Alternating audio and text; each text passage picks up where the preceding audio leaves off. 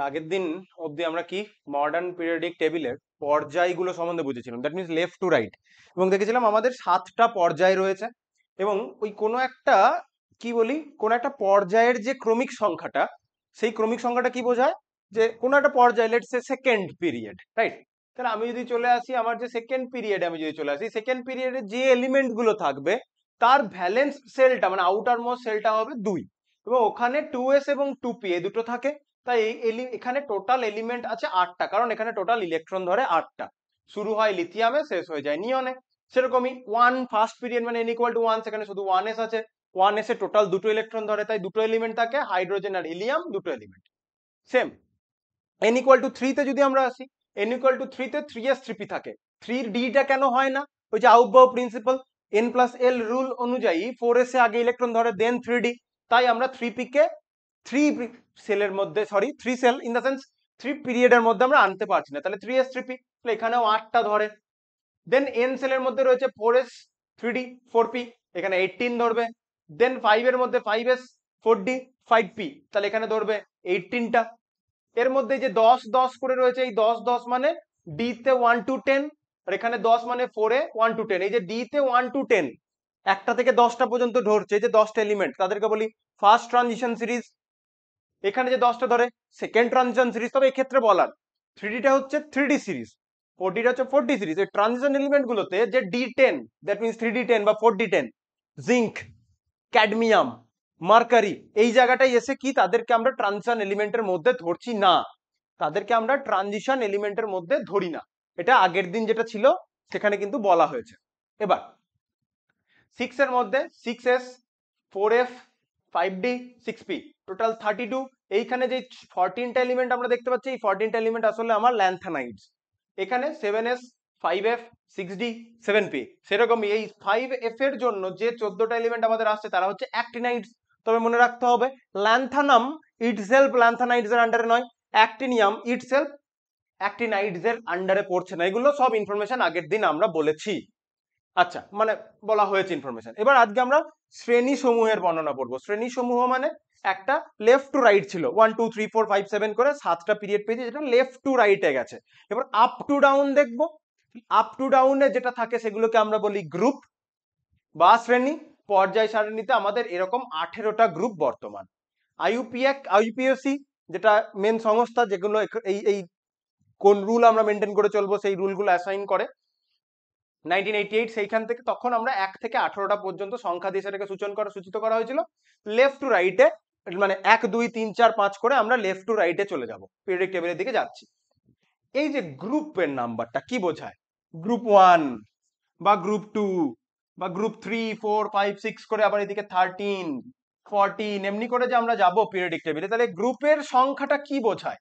যেমন আগের দিন পর্যায় বা পিরিয়ডের সংখ্যাটা কি বোঝাচ্ছিল, ওই পার্টিকুলার পিরিয়ডে যে এলিমেন্ট গুলো আছে তাদের ভ্যালেন্স সেলটা হচ্ছে ওই পিরিয়ডের সংখ্যার সাথে সমান।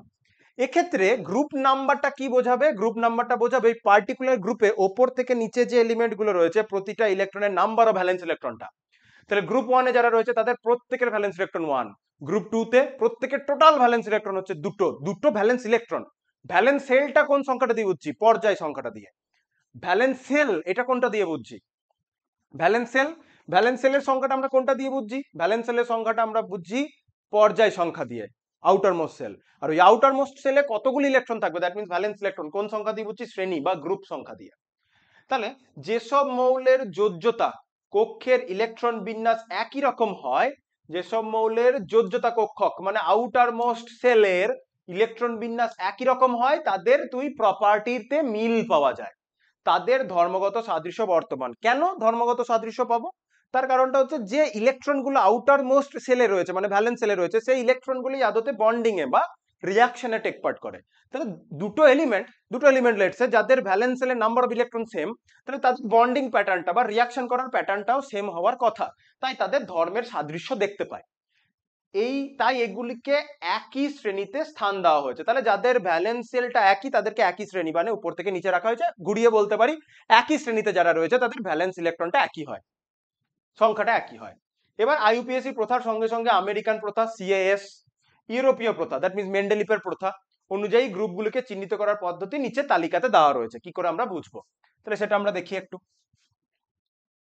এখানে দেখ, আইইউপিএসসি সিস্টেম অনুযায়ী কি বলেছি, লেফট টু রাইটে 1 থেকে 18 অব্দি নাম দেওয়া হয়েছে। সিএস সিস্টেম এটাকে 1A 2A 3B 4B এভাবে বলে। মেন্ডেলিভের system 1A 2A 3A 4A 5A 6A 7 এ গেল, তারপরে 8, আবার 8 এর মধ্যে আরো ভাগ হচ্ছে, আবার 8 এর মধ্যে যে তিনটে তিনটে করে ভাগ করা ছিল না, তাহলে তিনটের মধ্যে গেল, মানে এখানে যেটা 7 8 9 বলছি, এখানে সেটা সরি 7 8 9 নয়, সরি, এখানে যেটা 8 9 10, এখানে যেটা 8 নম্বর 9 নম্বর 10 নম্বর, ওটাই মেন্ডেলিফের ক্ষেত্রে 8 8 8। ওই 8 নম্বরে তো কোনো এ বি ভাগ ছিল না, তিনটে তিনটে করে এলিমেন্ট ছিল। 11 12 করে 1A 2B, মানে প্রথমে 1A টু 7A, তিনটে 8, এবার 1B টু 7B পর্যন্ত যাবে, এবং ওই যে শূন্য গ্রুপ যেটা নোবেল গ্যাসেটে যাবে।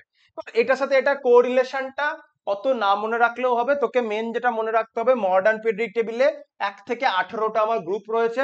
গ্রুপ মানে উপর থেকে নিচে যে এলিমেন্ট গুলো একটা কলাম অনুযায়ী, ওইটাকে এক একটা কলামকে আমি বলছি গ্রুপ, আর এক একটা রো কে আমি বলছি পর্যায়।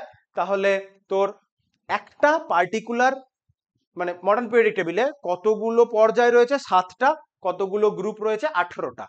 পর্যায় সংখ্যা দিয়ে আমরা কি বুঝবো, ওই পর্যায়ে যে এলিমেন্ট গুলো রয়েছে সেই এলিমেন্টের আউটার মোস্ট সেল মানে ভ্যালেন্স সেলের সংখ্যাটা বুঝবো। গ্রুপ দিয়ে আমরা কি বুঝবো, গ্রুপ নাম্বারটা আমাকে বলে দেবে ওই পার্টিকুলার গ্রুপে ভ্যালেন্স ইলেকট্রন কটা। যেমন দেখ, 1 নম্বর গ্রুপের ভ্যালেন্স ইলেকট্রন 1 এবং জেনারেল কনফিগারেশন হবে NS1 মানে আউটার মোস্ট সেলের কনফিগারেশন। 2 নম্বরের জন্য হবে NS2, 3 নম্বরের জন্য হবে N-1 D1 NS2, এইভাবে যাবে। এরকম করে জেনারেল কনফিগারেশন সবার জন্য করা রয়েছে। অত এখন চাপ নেই, ইন্ডিভিজুয়ালি গ্রুপগুলোকে নিয়ে আমরা আজকে আলোচনা করব। আগের দিন যেমন পর্যায়গুলোকে নিয়ে আলোচনা করেছি, আজকে ইন্ডিভিজুয়ালি গ্রুপগুলোকে নিয়ে আলোচনা করবো, এবং ইন্ডিভিজুয়ালি একটু টাইম নিয়ে আলোচনা করতে হবে পিরিয়ডিক টেবিলটাকে ভালো করে বোঝার জন্য। তাড়াহুড়ো করে পড়লেই অনেক জিনিস কি বলবো কনসেপশনের বাইরে চলে যাবে। কোন গ্রুপে যে এলিমেন্ট গুলো থাকে উপর থেকে নিচে, সেই গ্রুপগুলো কোনটাকে আমরা কি নামে পরিচিত সেগুলো দেখি। গ্রুপ 1 মানে প্রথমে উপর থেকে নিচে যারা আছে, আমি পিরিয়ডিক টেবিলে যাবো দিয়ে আরেকবার বলবো। গ্রুপ 1 এ যারা থাকে মানে lithium, sodium, potassium, rubidium, caesium, francium, এই যে গ্রুপ 1 উপর থেকে নিচে লেফট টু রাইট নয়, তাদেরকে আমরা বলবো ক্ষার ধাতু বা অ্যালকালি মেটালস। নামগুলো লেখা রয়েছে দেখ, লিথিয়াম, সোডিয়াম, পটাশিয়াম, মানে উপর থেকে নিচে লিথিয়াম, দেন সোডিয়াম, তারপরে পটাশিয়াম, উপর থেকে নিচে। সেকেন্ড গ্রুপের কি নাম, এদেরকে বলবো ক্ষারীয় মৃত্তিকা ধাতু, অ্যালকালাইন আর্থ মেটাল। এই নামগুলো ইউজ হবে, তাহলে ভবিষ্যতে যখন আমি অ্যালকালি মেটালস বলবো, এই মেটালগুলোর নাম যেন মাথায় আসে। অ্যালকালাইন আর্থ মেটাল বলবো, এদের নাম মাথায় আসবে। দেন গ্রুপ 11 এ যারা রয়েছে, কিছু কিছু গ্রুপ আছে যে যে গ্রুপের এলিমেন্ট গুলোর স্পেশাল কিছু নাম আছে, সেই নামগুলো বলছি। গ্রুপ 11 সেদেরকে আমরা বলি মুদ্রা ধাতু বা কয়েনেজ মেটাল। কারা রয়েছে দেখ, কপার, AgAu, এই নামগুলো আগেও এসেছিল মেন্ডেলিফের ক্ষেত্রে। গ্রুপ 15 বলি আমরা নিকটোজেন, তাহলে phosphorus, nitrogen, phosphorus, arsenic, antimony, bismuth. Group 16 আমরা বলি চ্যালকোজেন, দ্যাট মিনস অক্সিজেনের গ্রুপটা oxygen, sulphur, selenium, tellurium, polonium. Group 17 আমরা বলি হ্যালোজেন, এটা তো শুনেই আসছিস, জানিসও, fluorine, chlorine, bromine, iodine, astatine. এবং গ্রুপ 18 হচ্ছে নোবেল গ্যাস বা নিষ্ক্রিয় গ্যাস, নোবেল গ্যাস বা ইনার্ট গ্যাস বলি, ঠিক আছে। Helium, neon, argon, krypton, xenon, radon, এই হচ্ছে ব্যাপার। কিছু কিছু আছে যাদেরকে আমরা এই স্পেশাল নামগুলো দিয়ে চিনি। আচ্ছা, এবার পর্যায় সারণীতে আমি একবার পর্যায় সারণীটাতে যাই, দীর্ঘ পর্যায় সারণীর দিকে একবার যাই। তাহলে আমরা গ্রুপ বলতে কি বলতে চাইছি, এটা তো একটু ঘুরে আছে উল্টো দিকে, তাই আমি বলতে চাইছি যে গ্রুপ 1, ঠিক আছে, যেটা মেন্ডেলিফ অনুযায়ী যেটা 1A ছিল, জেনারেল কনফিগারেশন হচ্ছে আউটার মোস্ট সেলের হচ্ছে NS1। তাহলে হাইড্রোজেন থেকে এরকম করে শুরু করে এই জায়গাটার কথা বলছি, এটা একটা গ্রুপ, এটা একটা গ্রুপ, এটা একটা গ্রুপ, ঠিক আছে। উপরের দিকে যদি যাই, এই দিকে যদি চলে আসি আরো, যে তোর এইটা বোরন, অ্যালুমিনিয়াম, গ্যালিয়াম করে যেটা গেছে, বা কার্বন, সিলিকন, জার্মেনিয়াম করে যেটা গেছে, এইগুলো হচ্ছে এক একটা গ্রুপ ওপর থেকে নিচে, ঠিক আছে। আমার পিরিয়ডিক টেবিলটা তো সোজা করে নেই, ছবিটা তোলার জন্য উল্টো দিকে ঘুরে রয়েছে, তাই উপর থেকে নিচেটা এরকম করে হয়ে গেছে, ঠিক আছে।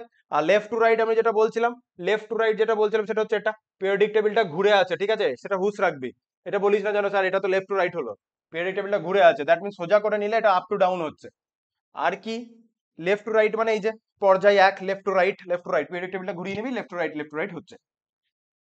আচ্ছা, এবার আরো কিছু ইনফরমেশন আমাদের এক এক করে দেখতে হবে, নিচের দিকে যাই। কি না এগুলো দেখি, পর্যায় সারণী বৈশিষ্ট্য এবং মেন্ডেলিফের পর্যায় সারণীর চেয়ে এর অধিকতর গ্রহণযোগ্যতা। তাহলে মডার্ন পিরিয়ডিক ল বা মডার্ন পিরিয়ডিক টেবিল বা আধুনিক পর্যায় সারণীটা কেন মেন্ডেলিফের পর্যায় সারণী থেকে বেশি গ্রহণযোগ্য হলো, এগুলো কিন্তু ছোট ছোট প্রশ্ন। যেমন মেন্ডেলিফের পর্যায় সারণীতে কটি পর্যায়, কটা কি আছে, কোনটাকে যুগ্ম যুগ্ম A B তে কেন ভাগ করা হলো, মেন্ডেলিফের ত্রয়ী কাকে বলছে, বা তোর কি কি তার প্রবলেম তৈরি হলো, কি কি তার ইউজফুলনেস, এগুলো কিন্তু ছোট ছোট সব প্রশ্ন হতে পারে। এটাও সেম ভাবে প্রশ্ন হতে পারে যে দীর্ঘ পর্যায় সারণীটা কেন মেন্ডেলিভের পর্যায় সারণী থেকে অধিক গ্রহণযোগ্য। প্রথম পয়েন্টটা কি আসবে, মডার্ন পিরিয়ডিক লটা পারমাণবিক ভর নয়, পারমাণবিক সংখ্যার ক্রমানুসারে সাজানো হয়েছে। তাহলে অনুসারে বিভিন্ন ইলেকট্রনীয় স্তরে যেভাবে শক্তির ক্রম অনুযায়ী ইলেকট্রন দ্বারা পূর্ণ হয়, সেই ক্রম অনুযায়ী মৌলগুলিকে সারিতে বিন্যস্ত করা হয়েছে। তাহলে একটার পর একটা ইলেকট্রন বেড়েছে, পরপর পরপর স্থান দিতে দিতে গেছি, সার্টেন নাম্বারের পর আবার রিপিটে ব্যাক হয়ে এসেছে। তাহলে এরূপ সজ্জায় প্রতিটি গ্রুপের সকল মৌলের যোজ্যতা কক্ষের ইলেকট্রন বিন্যাস একই রকম হয়। এভাবে করলে এখানে একটা ইম্পর্টেন্ট ইনফরমেশন হলো। কি হলো এখানে, এখানে ইম্পর্টেন্ট যে ঘটনাটা ঘটলো, তাহলে একটা পার্টিকুলার গ্রুপকে নিয়ে আমরা যখন আলোচনা করছি, ওই গ্রুপের প্রত্যেকের ভ্যালেন্স ইলেকট্রনটা মানে ইলেকট্রনিক ভ্যালেন্স সেলের ইলেকট্রনিক কনফিগারেশনটা ম্যাচ খাচ্ছে। এর ফলে একই গ্রুপের মৌলগুলির ভৌত এবং রাসায়নিক ধর্মের সাদৃশ্য সহজে ব্যাখ্যা করা যায়। এটা সুবিধা পাওয়া গেল। সেকেন্ড, 2 নম্বর পয়েন্ট এদিকটায়। 2 নম্বর পয়েন্টে তাহলে কি, পারমাণবিক ভরের পরিবর্তে পারমাণবিক সংখ্যার ভিত্তিতে এটা রচিত হয়েছে। এটা তার ফলে বিভিন্ন আইসোটোপ গুলিকে পর্যায় সারণীতে একই স্থানে রাখার যুক্তিযুক্ত ব্যাখ্যা পাওয়া যায়। আগেরটাতে কি প্রবলেম হয়েছিল, মেন্ডেলিফেরটাই, মেন্ডেলিফ যেহেতু পারমাণবিক ভরের রেসপেক্ট এটাকে করেছিল, পারমাণবিক ভরের রেসপেক্টে করলে কি প্রবলেম, পারমাণবিক ভরের রেসপেক্টে প্রবলেম হচ্ছে যে হাইড্রোজেনের আমি যখন 1H1 বা 1H2 বা 1H3 কে নিচ্ছি, এইটার মোলার মাসের থেকে এটার মাসের কথাটা আগের দিনও বলেছিলাম, মাস অফ হাইড্রোজেন হচ্ছে less than mass of 1H2, মানে এটা ডয়টেরিয়াম। দেন মাস অফ ট্রাইটিয়াম বা ট্রিটিয়াম, এগুলো এটাকে ডয়টেরিয়াম ডি দিয়ে রিপ্রেজেন্ট করা যায়, এটা ট্রিটিয়াম বা ট্রাইটিয়াম টি দিয়ে রিপ্রেজেন্ট করা যায়, এটা প্রোটিয়াম। এটা হচ্ছে, তাহলে এই দিক থেকে তো এদিকে মাস ইনক্রিজ করছে, কিন্তু ঘটনাচক্রে সবগুলোই তো হাইড্রোজেন, এই সবগুলোই তো হাইড্রোজেন, কিন্তু হাইড্রোজেনের আলাদা আলাদা স্পিসিস, আলাদা আলাদা মাস, দ্যাট মিন্স এদেরকে আমরা বলি একে অপরের আইসোটোপ। তাহলে আলাদা আলাদা আইসোটোপকে তো পিরিয়ডিক টেবিলে আলাদা আলাদা জায়গায় থাকার কথা, কিন্তু সেটা তো আমরা রাখছিলাম না, এটা ড্রব্যাক ছিল। কিন্তু তুই যেই অ্যাটমিক নাম্বারের বেসিসে রাখবি, এইটারও অ্যাটমিক নাম্বার কত, এটারও অ্যাটমিক নাম্বার কত 1, এটারও অ্যাটমিক নাম্বার 1, এটারও অ্যাটমিক নাম্বার 1, কারণ এগুলো সবগুলোই হাইড্রোজেন। তাহলে তুই যদি অ্যাটমিক নাম্বার বা পারমাণবিক সংখ্যার ভিত্তিতে সাজাস, তাহলে যেহেতু প্রতিটা আইসোটোপেরই পারমাণবিক ক্রমাঙ্ক 1, তাই প্রতিটা আইসোটোপকে পিরিয়ডিক টেবিলে একটা সিঙ্গেল জায়গাতে রাখার যুক্তিযুক্ত ব্যাখ্যা এখন পাওয়া গেল। তাহলে সেই প্রবলেমটা আমরা দূর করতে পারলাম, সেইটাই এখন বলেছে। নেক্সট, মেন্ডেলিভের পর্যায় সারণীতে, মেন্ডেলিভের পর্যায় সারণীতে একই গ্রুপভুক্ত এ এবং বি সাব গ্রুপের মৌলগুলির ধর্মগত মিল যৎ সামান্য হওয়ায় বিতর্কের সৃষ্টি হয়, কারণ এ কে এ আর বি তে ভাগ করা হয়েছিল। এ যখন 1A আর 1B তে ভাগ হলো, 1A এর গুলোর মিল থাকছে, 1B গুলোর মিল থাকছে, এ বি এর মধ্যে মিল থাকছে না, কিন্তু তারা তো 1 সাব গ্রুপের আন্ডারে, তাহলে সরি 1 মেন গ্রুপ, তার আন্ডারে তো এ বি সাব গ্রুপ, তাহলে তো মেন 1 এর আন্ডারে, তাহলে এ বির গুলোর তো মিল থাকা উচিত ছিল, সেটা তো মিল থাকছে না, কারণ তারা একটা সিঙ্গেল গ্রুপের আন্ডারেই আছে। তাহলে দীর্ঘ পর্যায় সারণীতে সাব গ্রুপগুলির বিলোপ হয়ে গেছে, তাহলে নতুন গ্রুপের সংস্থান করায় বিতর্কের অবসান হয়। 1A আর 1B গুলো এখন আলাদা আলাদা গ্রুপে চলে গেছে, তাহলে সেই বিতর্কটাও আমাদের এখন চলে গেল। ঠিক আছে, নেক্সট, এই সারণীতে মেন্ডেলিভের সারণীর 8 নং গ্রুপভুক্ত মৌলগুলি যে তিনটে তিনটে করেছিল, iron, cobalt, nickel, ruthenium, rhodium, palladium and osmium, iridium, platinum, এরা যারা ছিল, সেটা 8 এবং 9, 10 তিনটে আলাদা আলাদা গ্রুপে চলে গেছে। তারা পিরিয়ডিক টেবিল দেখাবো, আলাদা আলাদা গ্রুপে পৃথক পৃথক স্থান পেয়েছে, শুধুমাত্র 8 নম্বরে স্থান পায়নি। পর্যায় সারণীতে একাধিক মৌলের অবস্থানজনিত ত্রুটি দূর হয়েছিল, এই হচ্ছে একটা ব্যাপার, এটা প্রবলেম দূর হলো। একটা সিঙ্গেল গ্রুপে একটা সিঙ্গেল গ্রুপে পাশাপাশি তিনটে তিনটে তিনটে তাহলে একাধিক মৌল স্থান পেয়ে গেছিল, এই প্রবলেমটা দূর হলো। নেক্সট, ক্রমবর্ধমান পারমাণবিক গুরুত্বের পরিবর্তে পারমাণবিক সংখ্যা অনুসারে মৌলগুলিকে পর্যায় সারণীতে স্থান দেওয়ায় 4 জোড়া মৌল যেটা হয়েছিল, এই যে 4 জোড়া, যে জোড়ায় জোড়ায় এই 4 জোড়া হয়েছিল, অবস্থানগুলো ত্রুটি দূর করা হয়েছে। এই 4 জোড়া মৌলের কি প্রবলেম, এটা মেন্ডেলিভের পর্যায় সারণী যে ত্রুটি, সেখানে আমরা আলোচনা করেছি, সেই প্রবলেমটা দূর করা গেছে। এই সারণীতে মৌলগুলিকে 4টি সুস্পষ্ট ব্লক এস, পি, ডি এবং এফ ব্লকে ভাগ করায় প্রতিটি ব্লকের মৌলগুলির রাসায়নিক ধর্মের অধ্যয়ন সুবিধাজনক হয়েছে। এস, পি, ডি, এফ ব্লকে কিভাবে ডিভাইশন করা হয়েছে আগের দিন অল্প একটু বলেছি, কারণ ওটা আগের দিনের ক্লাসে স্কোপের মধ্যে ছিল না। এবার যখন আমাদের টপিক আসবে মৌলসমূহের ব্লক বিভাজন, আশা করি এই কর্নারে দেখতে পাচ্ছিস, তখন আমরা এটাকে নিয়ে ভালো করে আলোচনা করব যে কিভাবে কি ব্লক ডিভিশন করা হলো, এসপিডিএফ ব্লকের কি মিনিং। আচ্ছা, চতুর্থ, পঞ্চম, ষষ্ঠ, সপ্তম এই পর্যায়গুলির মধ্যে 10টি করে ডি ব্লক এলিমেন্ট তথা সন্ধিগত মৌল স্থান পেয়েছে, ওইখানেই প্রবলেমটা আগের বার অ্যারাইজ হয়েছিল মেন্ডেলিফে। নেক্সট, ল্যান্থানাইড, অ্যাক্টিনাইড মৌলগুলো এফ ব্লক মৌল রূপে সারণী থেকে আলাদা তলদেশে স্থান পেয়েছে, এফ ব্লক লেখা রয়েছে। 18 নং শ্রেণীর মৌলগুলি ইলেকট্রন বিন্যাস NS2NP6 থেকে রাসায়নিক নিষ্ক্রিয়তার ব্যাখ্যা করা সম্ভব হয়েছে। যত এই যে মৌলগুলো রয়েছে লাস্টে একদম শেষে, হিলিয়ামকে আমি যদি বাদ দিই, একদম শেষের দিকে আমরা যদি যাই, একদম শেষ গ্রুপ 18 এর আমি যদি কথা বলি, যে কোনো এলিমেন্ট আমি যদি নিই গ্রুপ 18 এর, যাকে ইচ্ছা নিই, শুধু হিলিয়ামটাকে বাদ দিতে হবে, হিলিয়াম 1s2 টা বাদ দিই, নিয়ন, আর্গন, ক্রিপ্টন, জেনন, রেডন আর 118তে যে আছে একদম শেষে, ওটাকে নেওয়া দরকার নেই, অত অত দূর পর্যন্ত লাগবে না। প্রত্যেকের যদি দেখিস, নিয়ন এটা 2 নম্বর পর্যায়, ভ্যালেন্সেল 2s2 2p6, তারপর এটা 3 নম্বর পর্যায় 3s2 3p6, 4 নম্বরে 4s2 4p6, 5s2 5p6, 6s2 6p6। তাহলে আমি বলতে পারি এই নোবেল গ্যাসের জেনারেল কনফিগারেশন হচ্ছে আউটার মোস্ট সেলের NS2NP6। তাহলে NS2NP6 বলতে NS আর NP লেভেল কমপ্লিটলি ফিল্ড, 8টা করে ইলেকট্রন রয়েছে যে কোনো নোবেল গ্যাসে আউটার মোস্ট সেলে, তাহলে এদের নিষ্ক্রিয়তার ব্যাখ্যাটা পাওয়া যাচ্ছে। ঠিক আছে, NS2NP6 মানে জেনারেল কনফিগারেশন। এবার এন এর জায়গায় 2 3 4 5 6 তুই পরপর বসিয়ে যা, এদিকে পিরিয়ডটা চেঞ্জের সাথে সাথে। নেক্সট এগোই। কোথায় ছিলাম? এই জায়গায় ছিলাম। আর কি কি আছে? মৌলের জারণ স্তর। আচ্ছা, জারণ স্তরের কথাটা এখনো বলিনি, রেডক্স এখনো পড়াতে পারিনি, তাই জারণ স্তর বিষয়টা তো বোঝাতে পারছি না। তবে মোটামুটি ভাবে বোঝ, জারণ স্তর মানে কোনো একটা এলিমেন্ট যত পজিটিভ বা নেগেটিভ অবস্থায় থাকে আমি সেটাকে তার জারণ স্তর বলি। এবার আমি ধর বললাম কথার কথা ক্যালসিয়াম 2+, তাহলে ক্যালসিয়ামের জারণ স্তর কত হলো? 2+। এবার আমি ধর বললাম ক্লোরিন মাইনাস, ক্লোরিনের জারণ স্তর কত হলো? -1। এবার আমি কথার কথা বললাম CaCl2, তাহলে এবার কি হবে জারণ স্তর? তাহলে CaCl2 টাতে ক্যালসিয়াম রয়েছে +2 স্টেটে, ক্লোরিন আছে -1 স্টেটে। তাহলে একটা ক্যালসিয়ামই +2, একটা ক্লোরিন -1, তাহলে দুটো ক্লোরিন আছে, ওভারঅল -1 করে 2 তাহলে একটা ক্যালসিয়ামের 2+ কে কাউন্টার করছে ক্লোরিনের 2-। তাহলে CaCl2 মলিকিউলটা ওভারঅল নিউট্রাল হলেও ওই মলিকিউলটার ভেতরে ক্যালসিয়ামটা 2+ আর ক্লোরিনটা ইন্ডিভিজুয়াল এক একটা ক্লোরিন -1 করে চার্জড অবস্থায় রয়েছে। এই চার্জড অবস্থাগুলোকেই আমি বলি ওই কোনো একটা মৌলের জারণ অবস্থা। ঠিক আছে, যখন রেডক্স পড়াবো এগুলোই তো বার করতে হবে। রেডক্স চ্যাপ্টারে প্রত্যেকটা মৌলের কিভাবে আমরা তার কম্পাউন্ড অবস্থায় কি করে তার অক্সিডেশন স্টেট আমরা বার করব, জারণ অবস্থা, জারণের ইংলিশ হচ্ছে অক্সিডেশন, তো জারণ অবস্থা মানে অক্সিডেশন স্টেট বার করব, সেগুলো নিয়ে আমরা আলোচনা করব, তো চিন্তা নেই। তো জারণ স্তর নিরূপণে গ্রুপের ক্রমিক সংখ্যার তুলনায় মৌলগুলির ইলেকট্রন বিন্যাস অধিক বেশি উপযোগী। ওটাই বলেছে যে কারোর জারণ স্তর তুই যদি বার করিস তাহলে তার ইলেকট্রন বিন্যাস থেকে ওটা বার করা অনেক সুবিধা। কারণ জারণ স্তর মানে বেসিক্যালি কোনো একটা মৌল যে পজিটিভ বা নেগেটিভ অবস্থায় রয়েছে, তাহলে কোনো একটা এলিমেন্ট ইলেকট্রন ছাড়তে চাইছে না নিতে চাইছে সেটা তার ইলেকট্রন বিন্যাস দেখলেই আমরা সহজে বুঝতে পারবো।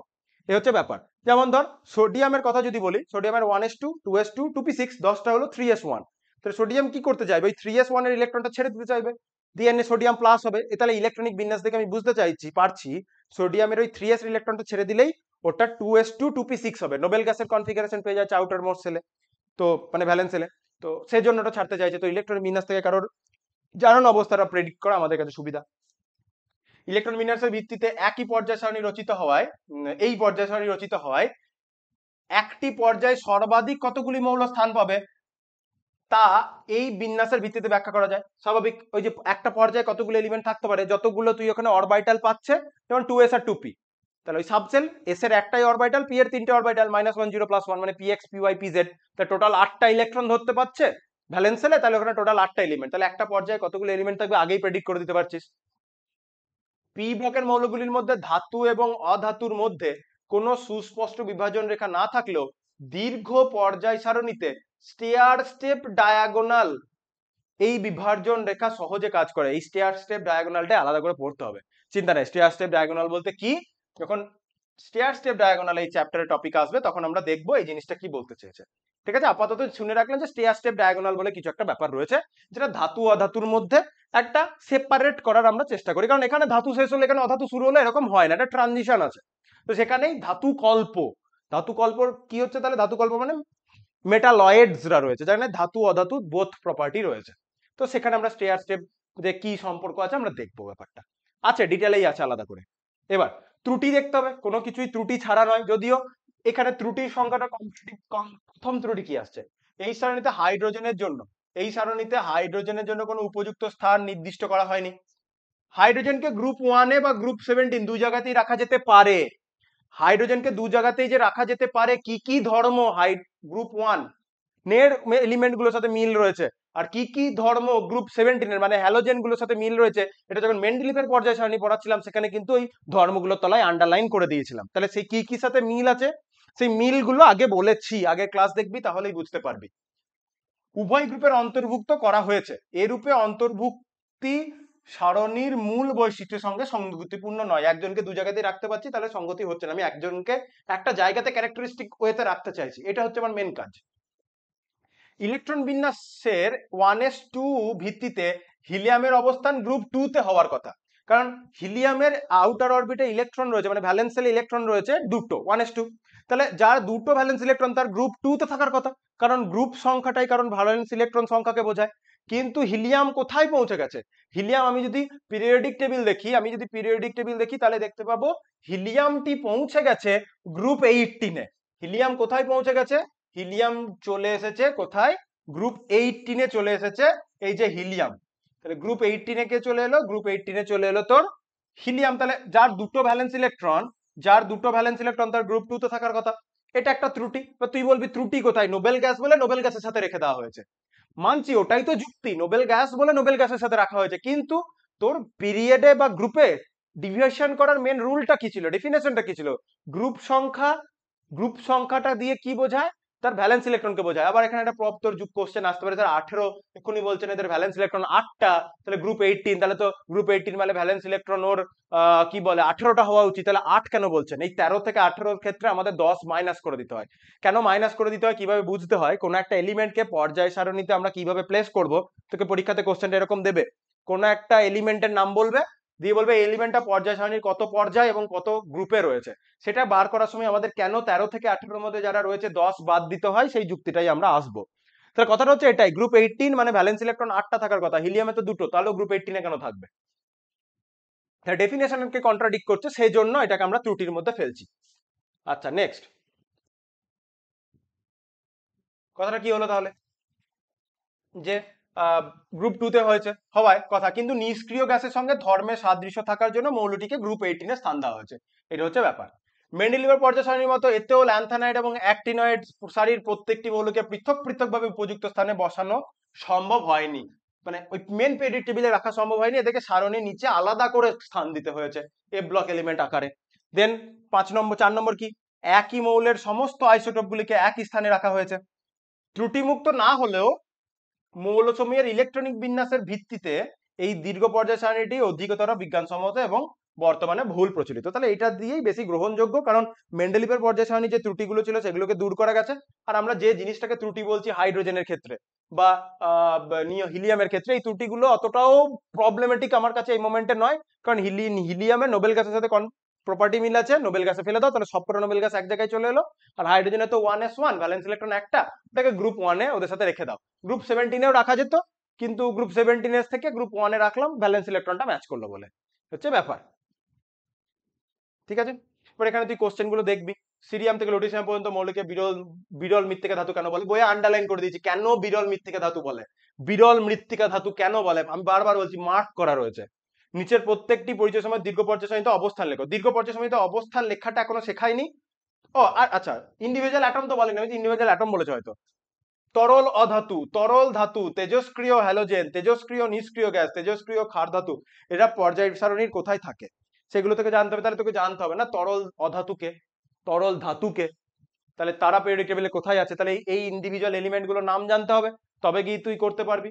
তাহলে সেই ইন্ডিভিজুয়াল এলিমেন্ট গুলোর নাম জানি, তারপরে পিরিয়ডিক টেবিলে কি করে সেই ইন্ডিভিজুয়াল এলিমেন্টকে প্লেস করতে হয় সেটা শিখি, তো অটোমেটিক এই কোশ্চেন করতে পারবি। নেক্সট তুই যদি এখানে আরো ভিতরের কোশ্চেন গুলো দেখিস, দেখাও যে পর্যায় সারণী পঞ্চম পর্যায়ে সর্বাধিক 18টা ইলেকট্রন থাকতে পারে, তাহলে পঞ্চম পর্যায়ে কারা কারা রয়েছে? ঠিক আছে, 5 এর S রয়েছে, 4 এর D রয়েছে, আর 5 এর P রয়েছে, তাহলে 18টা ইলেকট্রন ধরে, তাহলে 18টাই থাকে, তাই এনসিইআরটি ইনটেক্সট কোশ্চেন। তৃতীয় সন্ধিগত সারির কোন পর্যায়ে অবস্থান করে? তৃতীয় সন্ধিগত সারি 3D 4 মানে পর্যায় 4-এ অবস্থান করে। এর প্রথম এবং শেষ সদস্যের নাম লেখো। প্রথম এবং শেষ সদস্য স্ক্যান্ডিয়ামে শুরু হয়, জিঙ্কে শেষ হয়, ওটাই জানতে চেয়েছে।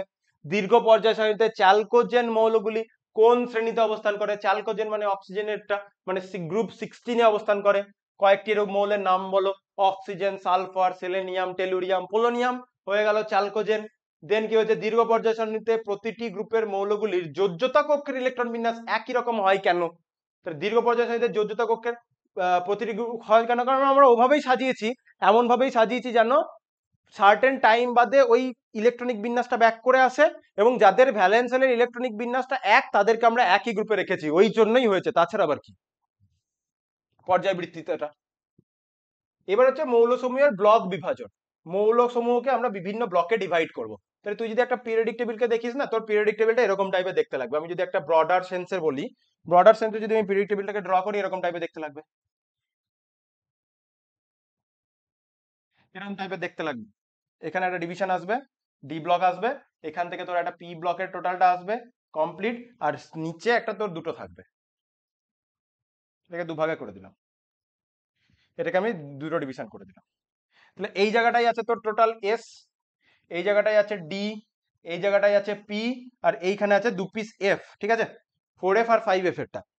তাহলে এস ব্লক, এস ব্লকে তুই কতগুলো গ্রুপকে পাস? এস ব্লকে তুই গ্রুপ পাস দুটো, গ্রুপ 1 আর গ্রুপ 2, ঠিক আছে। এখানে কতগুলো আছে? 13, 14, 15, 16, 17 and 18, তাহলে 6টা ডিভিশন আছে। একটা, দুটো, তিনটে, চারটে, পাঁচটা দাগ দিলাম, মানে 1 2 3 4 5 6টা ডিভিশন হলো।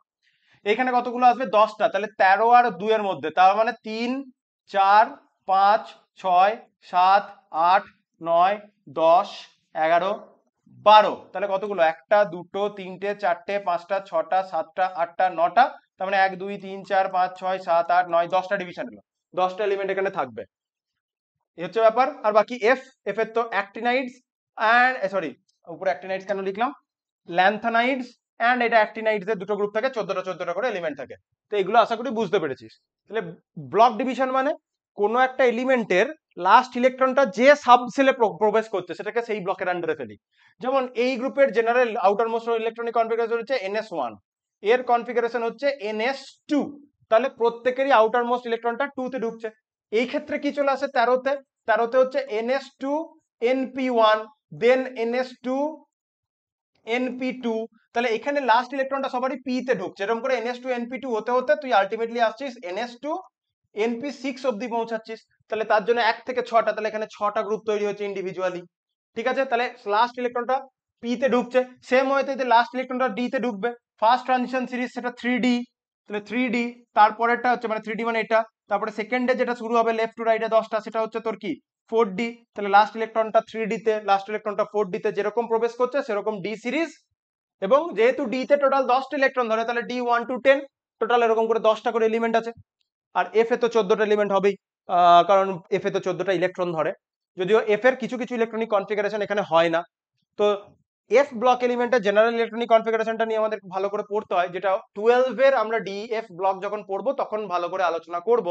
পিরিয়ডিক টেবিলে অতটাও জেনারেল কনফিগারেশন নিয়ে অতটাও আলোচনা করব না এফ ব্লকের, ওটা ডিএফ ব্লকে আলোচনা করবো, এবং এটা আলোচনা করতে হবে কারণ এটা WBJE এর খুব একটা ইম্পর্টেন্ট কোশ্চেন। কারণ ল্যান্থানাইট বা অ্যাক্টিনাইটের কোনো একটা এলিমেন্টকে তুলবে, তার 2+3+ আয়ন দিয়ে দেবে, দিয়ে বলবে তার আউটার মোস্ট অরবিটালে কতগুলো এফ এফ ইলেকট্রন কটা আছে বলো, ডি ইলেকট্রন কটা আছে বলো, এরকম টাইপের প্রশ্ন তোর কাছে জানতে চাইবে, এবং এটা জানতে চাই WBJE তে মাল্টিপল টাইম।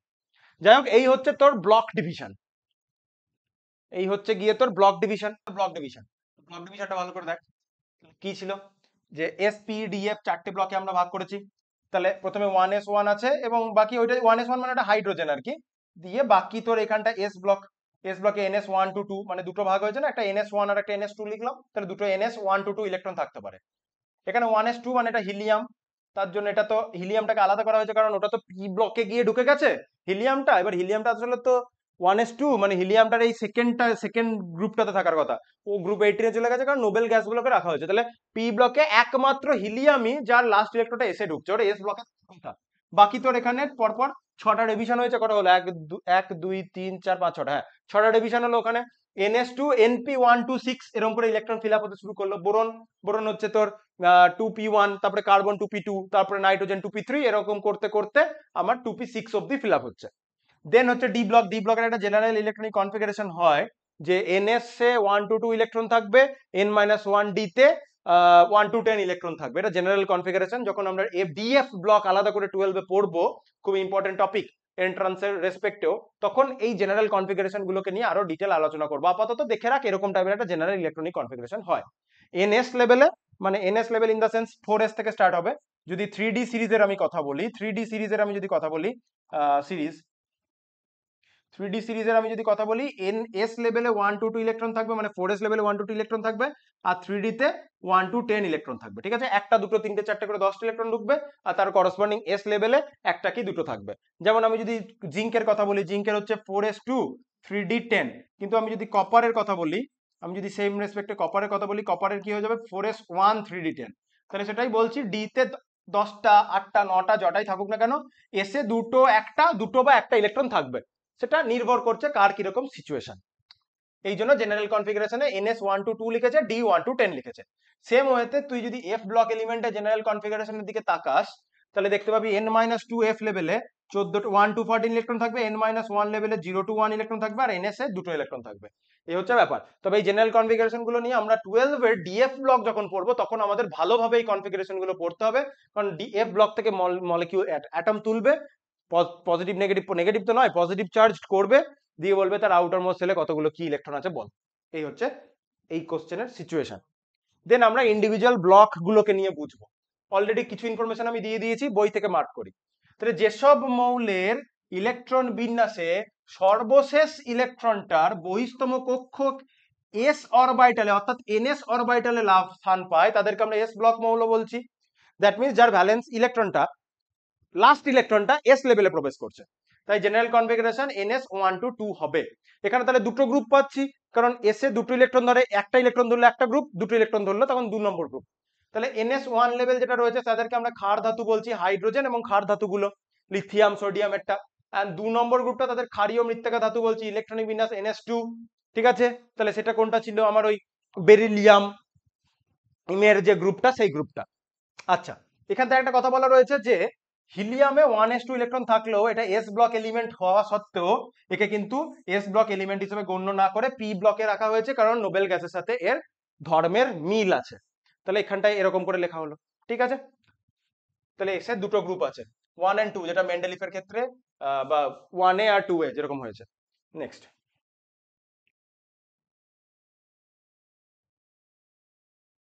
এস ব্লক এলিমেন্টের যদি বৈশিষ্ট্য তুই দেখিস, এস ব্লক এলিমেন্টের বৈশিষ্ট্যগুলোর মধ্যে কি পাবো, এস ব্লক এলিমেন্টের এস ব্লকে উপস্থিত মৌলগুলো সর্বস্থ কক্ষ ছাড়া ভেতরের কক্ষগুলি ইলেকট্রন দ্বারা সম্পূর্ণ, এস ব্লকে উপস্থিত মৌলগুলি সর্ববহিস্থ কক্ষ ছাড়া ভেতরের কক্ষগুলি ইলেকট্রন দ্বারা সম্পূর্ণ ভর্তি থাকে। এমন নয় যে সম্পূর্ণ ভর্তি থাকবে না, যেমন এফ এর জন্য দেখলি না, ওই N-2 এফটা 1 to 14, 0 to 14, কিন্তু জেনারেল কনফিগারেশন দেখ, এক্ষেত্রে কি হয়েছে, N-2 লেভেলে এফটা 1 to 14 থাকছে, কিন্তু N-1 লেভেলটা ডিটা হচ্ছে 0 to 1, তার মানে N-1D-টা কিন্তু কমপ্লিটলি ফিল্ড নয়। ঠিক আছে, কিন্তু এস ব্লকের ক্ষেত্রে যত ইনার অরবিটাল থাকবে তারা কমপ্লিটলি ফিল থাকবে। আচ্ছা, এই ব্লকে হাইড্রোজেন এবং হিলিয়াম ছাড়া, এই ব্লকে হাইড্রোজেন, এই ব্লকে কি বললাম, হাইড্রোজেন ও হিলিয়াম ছাড়া প্রতিটি মৌলই ধাতু, এদের রাসায়নিক সক্রিয়তা খুব বেশি। ঠিক আছে, এই রাসায়নিক সক্রিয়তার জন্য প্রকৃতিতে এদেরকে ফ্রি অবস্থায়, মুক্ত অবস্থায় পাবো না। লিথিয়াম সোডিয়াম পটাশিয়াম এই বায়ু, খোলা বায়ুতে জলের সঙ্গে রিয়াকশন করে জ্বলে ওঠে, এই হচ্ছে ব্যাপার। ঠিক আছে, তার জন্য এদেরকে কেরোসিনের মধ্যে বা মোমের প্রলেপের মধ্যে রাখা হয়। এই ধাতুগুলো কি হয়, গ্রুপ 1 বা গ্রুপ 2 যারাই রয়েছে, ইলেকট্রন ত্যাগ করে একযোজি বা দ্বিযোজি ক্যাটায়নে সহজেই পরিণত হয়ে যায়, ইলেকট্রনটা খুব সহজেই ছেড়ে দেয়। নিজের একটা যার ভ্যালেন্স ইলেকট্রন সে একটা ইলেকট্রন, যার ভ্যালেন্স ইলেকট্রন দুটো সে দুটো ইলেকট্রন ছেড়ে দিয়ে সিঙ্গেল পজিটিভ বা 2 পজিটিভ আয়ন খুব সহজেই করে ফেলে। দ্যাট মিনস এদেরকে আয়ন বানানোর জন্য যে এনার্জিটা লাগছে সেই এনার্জির ভ্যালুটা খুব কম, দ্যাট মিনস আয়নাইজেশন পোটেনশিয়াল বা আয়নন বিভবের ভ্যালুটা খুব কম। আয়নন বিভব ভ্যালুটা বিষয়টা যদি না বুঝতে পারি, চিন্তা নাই, এক্ষুনি পিরিয়ডিক প্রপার্টিজে আয়নন বিভবটা পড়বো। তবে মোদ্দা কথা হচ্ছে আয়নন বিভব হচ্ছে কোন একটা গ্যাসিয়াস অ্যাটম তার আউটার মোস্ট সেল থেকে একটা ইলেকট্রনকে বার করবো। এবার ওই একটা ইলেকট্রন নিউক্লিয়াস তো তাকে আকর্ষণ করে রেখেছে, আকর্ষণ বলের বাইরে বার করতে হবে, মানে বাইরে থেকে এনার্জি দিতে হবে ইলেকট্রনটাকে, ও ব্রেক করে বেরোবে নিউক্লিয়াস আকর্ষণ বলের বাইরে। তাহলে যত কম এনার্জি দিলে ইলেকট্রনটা বেরিয়ে যাবে, তাহলে কি বুঝবো, কম এনার্জিতে ইলেকট্রন বেরিয়ে যাচ্ছে, তাহলে ইলেকট্রনটা খুব হালকা ভাবে বাউন্ডেড ছিল নিউক্লিয়াসের সাথে, অল্প এনার্জিতেই বেরিয়ে যাচ্ছে। এই গ্রুপ 1 আর 2 যারা রয়েছে তাদেরকে অল্প এনার্জি দিলেই ইলেকট্রনটা ছেড়ে দিচ্ছে, দ্যাট মিনস তাদের আয়নাইজেশন বিভবের ভ্যালুটা খুবই কম, সহজেই আয়ন তৈরি করতে চাইছে। আয়নন বিভবের ভ্যালু খুব কম হয়, তীব্র বিজারক দ্রব্য হয়। এবার বলছি রেডক্স পড়ায়নি, তাই বিজারক দ্রব্যের কথাতে আমি এই মোমেন্টে যাচ্ছি না, যখন রেডক্স পড়িয়ে দেবো এই বিজারক ব্যাপারটা খুব সহজে বুঝতে পারবি। এই নরম নমনীয় হয়, গলনাঙ্ক ফুটনাঙ্ক ঘনত্ব অপেক্ষা কম হচ্ছে, ঠিক আছে, মেন কথাগুলিতে আসি। গ্রুপ 1 এ আর গ্রুপ 2 এ, দ্যাট মিনস গ্রুপ 1 and 2 এর ক্যাটায়নগুলি ডায়াম্যাগনেটিক ও বর্ণহীন হয়, এদের অরবিটালে বিজোড় ইলেকট্রন থাকে না। ডায়াম্যাগনেটিক বলছে মানে ব্যাপারটা দেখ, এখানে গিয়ে বলি। ডায়াম্যাগনেটিক মানে আগে হয়তো বলেছি অ্যাটমিক স্ট্রাকচারের কোশ্চেন করতে গিয়ে, ডায়াম্যাগনেটিক মানে যাদের কোনো odd electron, odd electron in the sense single electron থাকছে না, ঠিক আছে? কি বললাম, যাদের কোনো সিঙ্গেল ইলেকট্রন, কোনো একটা অরবিটালে কোনো সিঙ্গেল ইলেকট্রন নেই। তাহলে তুই যদি লিথিয়ামের কথা বলিস, লিথিয়ামের হচ্ছে atomic number 3, that means 1s2 2s1, right? এবার তুই যদি কি করছিস, এদের যে আয়ন গুলো তৈরি হচ্ছে, কোশ্চেনটা দেখ, এটা দেখ কি বলেছে, মৌলগুলির ক্যাটায়ন গুলি ডায়াম্যাগনেটিক হয়, ক্যাটায়ন গুলো বলেছে কিন্তু মৌলগুলো বলেনি। তাহলে লিথিয়ামকে ক্যাটায়ন করলাম Li প্লাস, একটা ইলেকট্রন বার করে, তাহলে কি হয়ে যাবে 1s1, সরি 1s2 2s1 থেকে ইলেকট্রন বেরিয়েছে, তাহলে এই সেলটাতে কি হবে, ডাবলি ফিল্ড। এবার লিথিয়ামের নিচে যে তুই সোডিয়াম প্লাস কে নিবি, সোডিয়ামের ক্ষেত্রে কি হয়ে যাবে, 3s1 এর ইলেকট্রনটা বেরোবে, তাহলে ওর 1s2 2s2 2p6। তাহলে দেখ এখানে অরবিটাল গুলো কমপ্লিটলি ফিল্ড, কোনো ফাঁকা অরবিটাল নেই। বাকি তুই যদি পটাশিয়াম প্লাস নিস তার ক্ষেত্রেও তাই হবে। এবং লিথিয়ামের পাশে আছে বেরিলিয়াম, লিথিয়ামের পাশে আছে বেরিলিয়াম, বেরিলিয়ামের কি হচ্ছে 1s2 2s2। এবার valence electron 2, beryllium beryllium 2 plus ion তৈরি করছে, তাহলে ও হয়ে যাচ্ছে 1s2, তাহলে 1s2 টা আবার কমপ্লিটলি ফিল্ড, তাহলে এখানেও কোনো অড ইলেকট্রন নেই, তাহলে এগুলোর অড ইলেকট্রন যেহেতু নেই ডায়াম্যাগনেটিক। তাহলে তুই যদি ক্যালসিয়াম 2 প্লাস কে নিয়ে আলোচনা করিস, ক্যালসিয়াম 2 প্লাস মানে হচ্ছে 1s2 2s2 2p6 10টা, 3s2 12টা, 3p6 18টা। এবার ক্যালসিয়াম হচ্ছে 20, মানে 4s2 তে ইলেকট্রন ছিল, এই ইলেকট্রন গুলোকে বার করে দিয়েছিস, তাহলে 4s টা ফাঁকা হয়ে গেছে, তাহলে 4s লেভেলে কিছু নেই, তাহলে 3p6 18টা ইলেকট্রন, তাই তো? তাহলে এখানে কোনো অড ইলেকট্রন নেই, ফাঁকা অরবিটাল নেই, সব কমপ্লিটলি ফিল্ড, তাহলে কি হয়ে গেল, ডায়াম্যাগনেটিক। তাহলে এদের আয়ন গুলো হচ্ছে ডায়াম্যাগনেটিক প্রপার্টির। নেক্সট, শিক্ষা পরীক্ষা লাগছে না ডায়াগ্রামের, ঠিক আছে। এই যে ইন্ডিভিজুয়াল প্রপার্টি গুলো, এগুলো আবার পড়বি, অত চাপ নেই। বুনসেন বার্নার মোটামুটি এইটুকু ইনফরমেশন জানলেই তোর হয়ে যাবে আপাতত, ঠিক আছে? সব অত মাথা খারাপ করতে হবে না। এবার আসছে পি ব্লক। পি ব্লকের বেসিকটা দেখি। পি ব্লকের কি হচ্ছে, লাস্ট ইলেকট্রনটা এনপি লেভেলে প্রবেশ করবে। এনপি মানে 2p 3p, 2p লেভেলটা হলো প্রথমে নাইট্রোজেন কার্বন যেখানে রয়েছে, দেন 3p হলো, তারপরে 4p হলো, এইভাবে পি লেভেলগুলোতে ইলেকট্রনটা লাস্টে ঢুকছে। এদের জেনারেল কনফিগারেশন হচ্ছে ns2, ns2টা পুরো ফিল্ড থাকছে, এনপি লেভেলটাতে একটা থেকে 6টা পরপর পরপর ইলেকট্রন ঢুকছে, কারোর p1 কারোর p2 কারোর p3 হচ্ছে। এইখানে যে গ্রুপগুলো আছে সেগুলো হচ্ছে 13 14 15 16 17 18, 6টা গ্রুপ, কারণ p তে 6টা ইলেকট্রন ধরে, তাহলে 13 নম্বরের বিন্যাস হবে ns2np1, 18টা কি হবে ns2np6, 17টা কি হবে ns2np5, 14টা কি হবে ns2np2, তাহলে যেরকম আছে সেরকম ইলেকট্রনিক বিন্যাস পরপর পরপর পি তে একটা একটা করে ইলেকট্রন ফিল আপ হতে হতে গেল। এরা পর্যায় সারণীর একেবারে ডান দিকে স্থান হয়েছে। টোটাল 6টি গ্রুপ রয়েছে পি ব্লকে। গ্রুপ 18 মৌলগুলি সকল শক্তিস্তর ইলেকট্রন দ্বারা সম্পূর্ণরূপে ভর্তি থাকে, এদেরকে আমরা নিষ্ক্রিয় হয়। যত এনএস এবং এনপি লেভেলটা পুরোটা ফিল্ড, তাহলে সব অরবিটাল পুরো ফিল্ড আছে, তাহলে এদের কি কি হচ্ছে ব্যাপারটা, নিষ্ক্রিয় হচ্ছে, রিয়াকশন করতে চাইছে না, স্টেবল অবস্থায় থাকছে। এবার একটু আমরা দেখি, এই হচ্ছে তোর যে 13 14 15 16 17 18, তাহলে দেখি তো পরপর পরপর গ্রুপ ওয়াইজ কোন কোন এলিমেন্ট গুলো রয়েছে, আমাদের ভবিষ্যতে খুব দরকার পড়বে পরপর পরপর কোন এলিমেন্ট গুলো রয়েছে, মানে উপর থেকে নিচে কারা রয়েছে খুব দরকার পড়বে ভবিষ্যতে। 13 এর গ্রুপটা হচ্ছে বোরনের গ্রুপ, তাহলে বোরনের নিচে আছে অ্যালুমিনিয়াম গ্যালিয়াম ইন্ডিয়াম, ঠিক আছে। কার্বনের নিচে সিলিকন জার্মেনিয়াম টিন এবং লেড ওই গ্রুপে, সরি নাইট্রোজেন, সোডিয়াম কেন বললাম, nitrogen potassium arsenic antimony bismuth এই গ্রুপের মধ্যে থাকে। তাহলে বাকি গ্রুপ 16 তাহলে কি আছে, গ্রুপ 16 প্রথমে আসছে অক্সিজেন, ভালো করে দেখ পরে এই জিনিসগুলো খুব দরকার পড়বে। প্রথমে আসছে oxygen, sulphur selenium tellurium polonium, এখানে fluorine chlorine bromine iodine and then astatine, ঠিক আছে। নোবেল গ্যাসে দেখ, নোবেল গ্যাসে হিলিয়ামটাকে এখানে লিখে নি, হিলিয়াম গ্রুপ 18 এর পার্টি পড়ছে, যেহেতু আমরা পি ব্লক পড়ছি টেকনিক্যালি হিলিয়ামটা পি ব্লকের আন্ডারে অংশগ্রহণ করছে না, হিলিয়ামটা এস এর আন্ডারে পড়ছে, নোবেল গ্যাসের সাথে মিল থাকছে বলে সদৃশ্য থাকছে বলে গ্রুপ 18 এ প্লেস করা হয়েছে টেকনিক্যালি। তাহলে গ্রুপ 18 এর পার্টে কে রয়েছে দেখ, 10 নম্বরে কে রয়েছে নিয়ন, 18 থেকে রয়েছে আর্গন, 36 কে রয়েছে ক্রিপ্টন, 54 তে রয়েছে জেনন, 86 এ রয়েছে রেডন। অনেক সময় যখন ইলেকট্রনিক কনফিগারেশন লেখার সময় থার্ড ব্র্যাকেট আর্গন লেখা থাকতে পারে, মানে বুঝবো 18টা ইলেকট্রনিক কনফিগারেশন এখানে রয়েছে। কোন জায়গাতে থার্ড ব্র্যাকেট জেনন লেখা থাকলে বুঝবো 54টা ইলেকট্রনিক কনফিগারেশন হয়েছে, বাকিটা তারপরে করা হচ্ছে, এই হচ্ছে ব্যাপার। এবার দেখি তারপরে নিচে আর কি ইনফরমেশন দিয়েছে। নিচে ইনফরমেশন দিয়েছে দেখ অ্যাস্টাটিন, অ্যাস্টাটিনটা হচ্ছে এটা কিন্তু প্রকৃতিতে পাওয়া যায় না অ্যাস্টাটিনকে, ঠিক আছে। অ্যাস্টাটিনকে নিউক্লিয়ার রিঅ্যাকশনের ফলে তৈরি করা হয়েছে, এই জন্য অ্যাস্টাটিনকে আমরা বলবো ম্যানমেড হ্যালোজেন। এমসিকিউ জানতে চাইতে পারে। আচ্ছা, পি ব্লকে ধাতু যেমন অ্যালুমিনিয়াম একটা ধাতু, অধাতু রয়েছে হ্যালোজেন গুলো, অক্সিজেন, নাইট্রোজেন, অধাতু, ধাতু কল্প রয়েছে, মেটালয়েড যারা রয়েছে, সবকিছুই এই গ্রুপে থাকে। সব ধরনের এলিমেন্টকে আমরা দেখতে পাবো। সো এখানে বিভিন্ন প্রচুর ভ্যারাইটিস অফ রিয়াকশন হয় এই গ্রুপে। নেক্সট অপশনের দিকে যাই, কি বলছে দেখি তো। নেক্সট অপশনে বলছে বাঁ দিক থেকে জানিয়ে যে বিজারণ ক্ষমতা হ্রাস পায় বা জারণ ক্ষমতা বৃদ্ধি পায়। জারণ বিজারণ বা রেডক্স টপিকটা আমি আজকে স্কিপ করে যাচ্ছি। পরে যখন পিরিয়ডিক প্রপার্টিজে জারণ বিজারণ ক্ষমতার কথা আসবে, আমি শুরুতে জারণ বিজারণ নিয়ে 15-20 মিনিট একটু মোটামুটি ডিটেলে আলোচনা করব। এরপরে তো রেডক্স চ্যাপ্টারটা এলে এগুলোর এইটার উপরেই জারণ বিজারণ ক্ষমতা বা জারণ বিজারণের উপরে একটা নির্দিষ্ট ইন্ডিভিজুয়াল আমাদের চ্যাপ্টার আছে। তো চিন্তা করার কিছু নেই। কিন্তু এই চ্যাপ্টারের কাজ চালানোর জন্য পরে যখন এর পর্যায়বৃত্তিটা নিয়ে আমরা পড়বো এবং এই জিনিসটা আমাদের আবার পড়তে হবে, তখন আমি ওই জিনিসটাকে নিয়ে আলোচনা করে দেবো। আজকে এই মোমেন্টে একটু স্কিপ করে যাচ্ছি। হঠাৎ করে জারণ বিজারণ এখন বলতে চাইলে ক্লাসটাও লেন্দি যাবে, তোদেরও হঠাৎ করে জিনিসটা পড়তে বিরক্ত লাগবে। আজকে যে অ্যাজ এ ফ্যাক্ট ইনফরমেশন গুলো আমরা একটু দেখছি। এবার অধিকাংশ পি ব্লকভুক্ত মৌল সমযোজী বন্ধন তৈরি করে, এটা একটা ব্যাপার। আর কি বলেছে, এই গ্রুপে যে ধাতব মৌলগুলো রয়েছে আর অধাতব মৌলের মধ্যে গ্রাফাইট, কার্বনের একটা অ্যালোট্রপ, এই শুধুমাত্র চার্জ ক্যারি করতে পারে, মানে তড়িৎ বহন করতে পারে। গ্রাফাইট কেন পারে তার এক্সপ্লেনেশনটা যখন আমরা কার্বনের গ্রুপ পড়বো, তখন গ্রাফাইট নিয়ে যখন পড়াশোনা হবে তখন বুঝতে পারবো কেন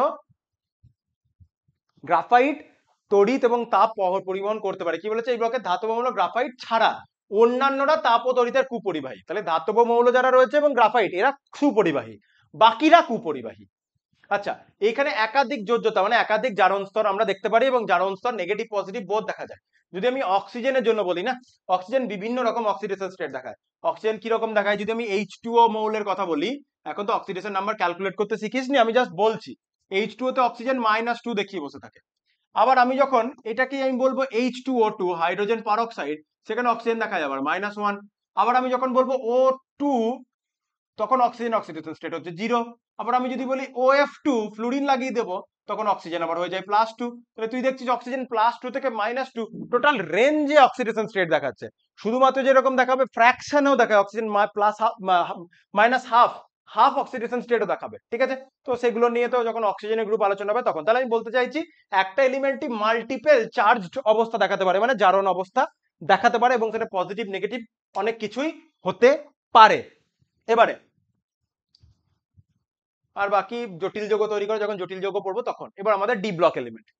ডি ব্লক এলিমেন্টে কি বলেছে, ডি ব্লক এলিমেন্ট হচ্ছে তারা যাদের শেষ ইলেকট্রনটা n-1 তম কক্ষে ডি অরবিটালে স্থান পায়। তাহলে n-1 তম কক্ষক কেন বলেছে, n-1 তম কক্ষক বলেছে আমি যদি 3D সিরিজটাকে নিয়ে আলোচনা করি। কাকে নিয়ে, আমি যদি 3D সিরিজকে নিয়ে আলোচনা করি, ঠিক আছে, 3D সিরিজকে নিয়ে আলোচনা করলে দেখতে পাবি ইলেকট্রনটা আগে 4s এ প্রবেশ করে, 1 to 2 হয়, একটা বা দুটো জটা, যে যার যেরকম হবে, ক্রোমিয়াম এবং কপারের ক্ষেত্রে একটা ধোকে, বাকিগুলোর ক্ষেত্রে দুটো। আর 3D লেভেলটা তারপরে ফিল আপ শুরু হয় একটা থেকে 10টা এলিমেন্ট, সরি ইলেকট্রন। কেন, n+l রুল যদি দেখি, তাহলে আমার 4s এর ভ্যালু হচ্ছে 4 আর 3D এর ভ্যালু হচ্ছে 5। তাহলে এর এনার্জিটা কম, তাহলে ইলেকট্রনটা আগে 4s এ ফিল আপ হয়। তাহলে এটা হচ্ছে তোর ns লেভেল আর এটা হচ্ছে তোর n-1d লেভেল। তাহলে ইলেকট্রনটা n-1d লেভেলে লাস্টে ঢুকছে, কারণ 4s এর এনার্জিটা আমার কি, 4s এর এনার্জিটা আমার কি হয়, 3D থেকে কম হয়, সেই জন্য হচ্ছে ব্যাপার। তাহলে ns মানে দ্যাট মিন্স n-1d লেভেলে ইলেকট্রনটা ঢুকছে। বাকি দেখি, তাহলে একটা থেকে d1, তাহলে d1 থেকে শুরু করে d10 অবধি ইলেকট্রন ঢুকবে। তাহলে d1 স্টার্ট হচ্ছে 3 তে, কারণ 1 আর 2 s ব্লকে চলে গেছে।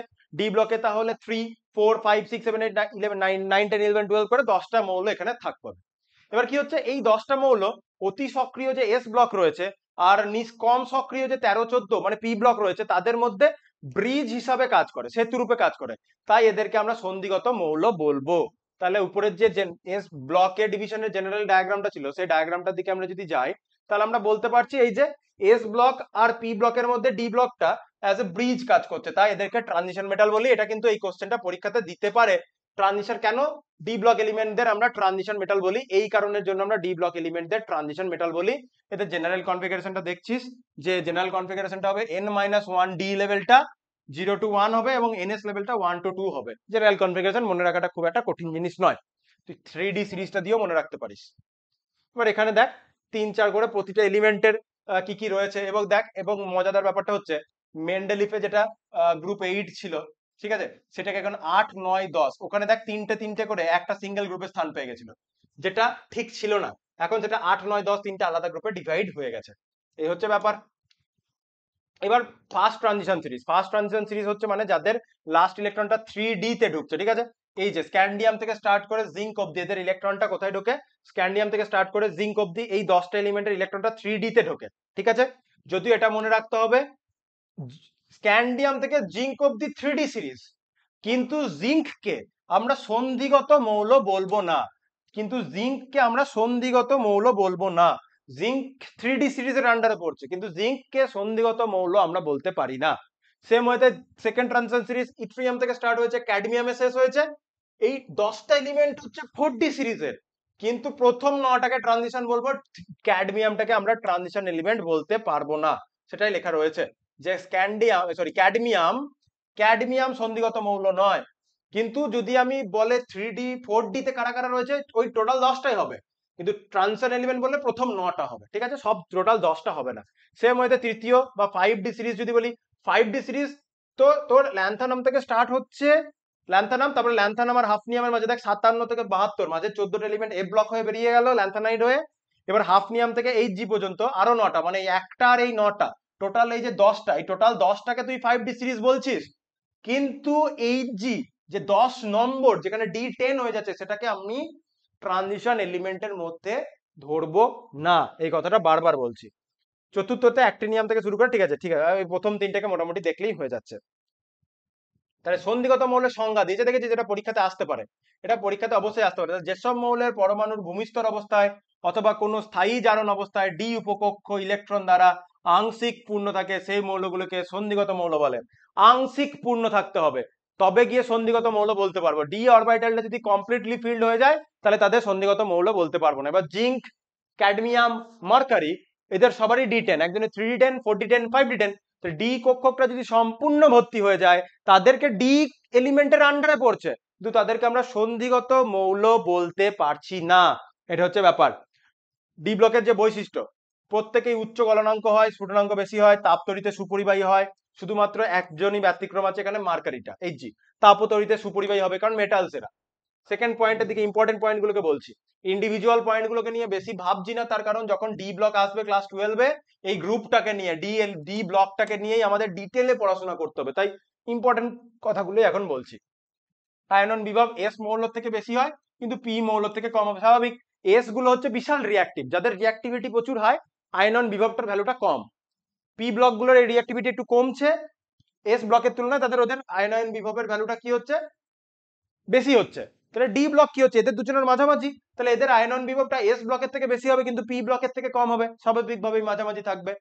তো এই কথা ছাড়, 5D সিরিজের মৌলগুলি এই যে এই তিনজন সাধারণ অবস্থায় নিষ্ক্রিয় প্রকৃতি, তাই এদের বর ধাতু বলে। নোবেল মেটাল কোশ্চেন আসতে পারে পরীক্ষাতে, নোবেল মেটালের নাম বলো, বা নোবেল মেটাল কারা, নোবেল মেটাল কি, এসব জানতে চাইতে পারে।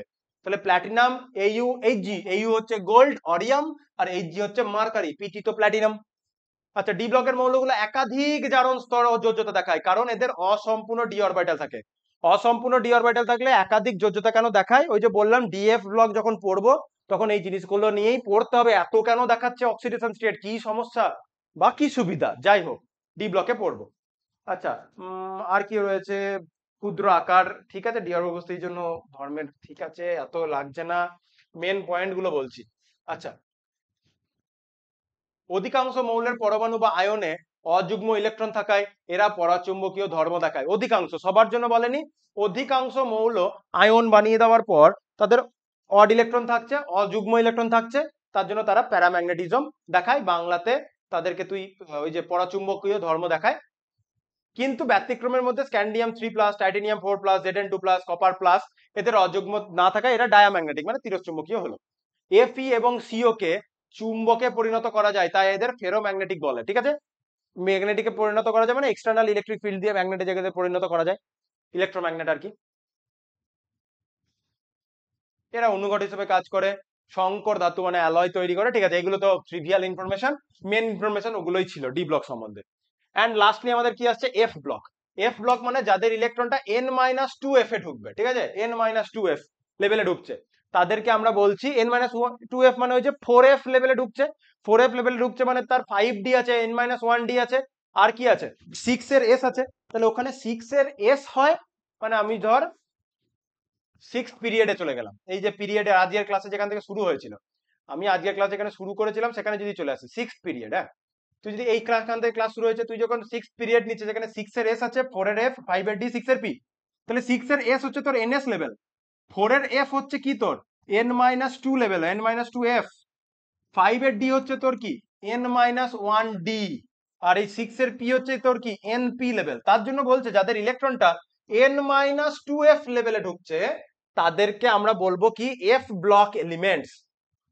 তাহলে n-2 এফ লেভেলে প্রবেশ করছে, n-2 এফ লেভেলে প্রবেশ করছে, তাদেরকে আমরা বলছি F block elements, F block elements বলা হয়। জেনারেল কনফিগারেশন দেখে নিলাম, n-2 level f1 to 14, n-1 লেভেলে d0 to 1 আর ns2, এ হচ্ছে ব্যাপার। এটা দেখ পর্যায় সারণী, ষষ্ঠ পর্যায়ে সিরিয়াম থেকে শুরু করে লুটেশিয়াম অবধি 58 থেকে 71, এদেরকে আমরা বলি 14টা বিরল মৃত্তিকা বা ল্যান্থানয়েড বলি, কিন্তু ল্যান্থানাম ইটসেলফ এর আন্ডারে পড়ছে না। 58 থেকে 71, 57 তে ল্যান্থানাম আছে, ল্যান্থানাম এর মধ্যে পড়ছে না। সপ্তম পর্যায়ে দেখ থোরিয়াম থেকে শুরু করে লরেন্সিয়াম অবধি রয়েছে, তো ওখানে সিরিয়াম থেকে লুটেশিয়াম, এখানে থোরিয়াম থেকে লরেন্সিয়াম অবধি। কিন্তু এর আগে 89 এ যে অ্যাক্টিনিয়াম আছে, অ্যাক্টিনিয়াম কিন্তু অ্যাক্টিনয়েডস এর আন্ডারে পড়ছে না। তাহলে প্রথমটা যেটা ল্যান্থানাইড, এটাকে 4f সিরিজ বলি কারণ এতে লাস্ট ইলেকট্রনটা 4f অরবিটালে ঢুকছে, তারপরে 5s সিরিজ বলি কারণ লাস্ট ইলেকট্রনটা 5f অরবিটালে ঢুকছে। তাহলে এই যে এই দুটো সিরিজ, এদের জেনারেল কিছু প্রপার্টি আমরা দেখি দিয়ে আমরা আজকের ক্লাস কমপ্লিট করে ফেলবো। তাহলে এফ ব্লক মৌলের বৈশিষ্ট্যের মধ্যে কি রয়েছে, এই ব্লকের মৌলগুলোর বৈশিষ্ট্য ডি ব্লক মৌলের অনুরূপ। এ ব্লক মৌলগুলো উচ্চ গলনাঙ্ক, উচ্চ ঘনত্ব বিশিষ্ট ধাতু হয়। এরা পরিবর্তনশীল যোজ্যতা, ভেরিয়েবল ভ্যালেন্সি শো করে ডি এর মতো, তবে এদের 3 জারণ স্তরটা +3 জারণ স্তরটা সর্বাধিক গুরুত্বপূর্ণ। ওই যে বললাম ডিএফ ব্লক আমরা যখন পড়বো, কেন ডিএফ ব্লক বলছি, ডিএফ ব্লকের ধর্মের অনেক অনুরূপ থাকে, তাই ডিএফ ব্লককে আমরা কেমিস্ট্রিতে একসাথে পড়ি, তাহলে ধর্মের মিল থাকবে। অযুগ্ম ইলেকট্রন থাকে, বেশিরভাগ এফ ব্লক মৌল প্যারাম্যাগনেটিক হয়, এগুলো মৌল বহু সংখ্যক রঙিন যৌগ তৈরি করে, খুব ইম্পর্টেন্ট। ডি ব্লকের মৌলগুলো রঙিন যৌগ তৈরি করে, এদের কালার প্রপার্টিটা খুব ইম্পর্টেন্ট ডিএফ ব্লক যখন আমরা পড়বো। জটিল যৌগ তৈরি করে, কোঅর্ডিনেটেড কমপ্লেক্স তৈরি করে, এটা ডি অরবিটালের ডি মানে ডি ব্লকের এলিমেন্টরাও পারে। ধর্মের নিবিড় সাদৃশ্য থাকায় মিশ্রণ এবং উপাদান, ঠিক আছে, এদেরকে সেপারেট করা খুব কষ্ট হয়ে যায়। আর সব অ্যাক্টিনাইডই তেজস্ক্রিয়, এটা আগেও মার্ক করেছিলাম, যে সব অ্যাক্টিনাইডই তেজস্ক্রিয়। প্রথম 3টে সদস্য এরা কি প্রকৃত লভ্য, কিন্তু বাকি মৌলগুলো কৃত্রিম ভাবে তৈরি করা হয়েছে। এবং ইউরেনিয়ামের পরে যে প্রথম 3টে যারা রয়েছে তারপরে যে তাদেরকে ইউরেনিয়াম পরবর্তী বা ইউরেনিয়ামোত্তর মৌল বলা হয়। তো ইউরেনিয়ামের পরবর্তী যে অ্যাক্টিনাইডস গুলো রয়েছে তাদেরকে আমরা ইউরেনিয়ামোত্তর এলিমেন্টস বলছি। তো এই যে স্টেয়ার স্টেপ ডায়াগোনাল, এটা আমি আজকের ক্লাসে বলবো না, এই টপিকটা থেকে আমরা নেক্সট ক্লাসে শুরু করবো। আগে আমরা পিরিয়ডিক টেবিলটাকে ভালো করে বুঝি, মডার্ন পিরিয়ডিক টেবিলে কোথায় কি কাকে প্লেস করা হয়েছে বিষয়টা বুঝে তবে গিয়ে আমরা বিভিন্ন পর্যায়বৃত্তির ধর্মটা বুঝতে পারবো, কার কোন ধর্মটা কোথা থেকে যাচ্ছে। আগে পিরিয়ডিক টেবিল না বুঝে শুধু ধর্মটা left to right up to down, তুই পিরিয়ডিক টেবিলটাই জানিস না, left to right up to down তোর কাছে কোনো মিনিংই নেই। সো আগে পিরিয়ডিক টেবিলটা দেখে নি, তারপরে বাকি জিনিসপত্র বলবো। সো আজকের ক্লাস এতটাই, বাকিটা নেক্সট ক্লাসে।